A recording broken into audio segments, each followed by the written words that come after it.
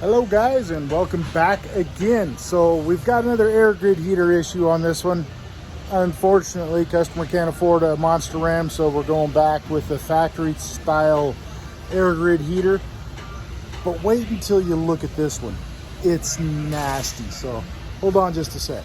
So there's the horn. Look at all that soot that's in there. I mean, it's caked in there friggin' bad. But wait, it gets better. Look at that.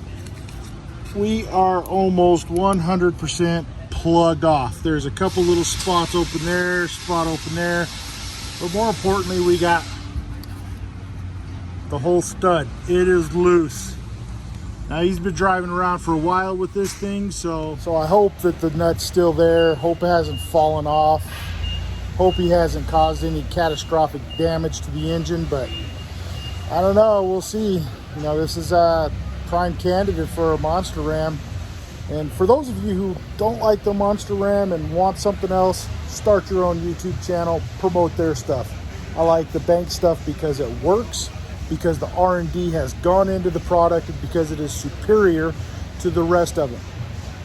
I said it. Anyway, hope you guys like the content that you're getting.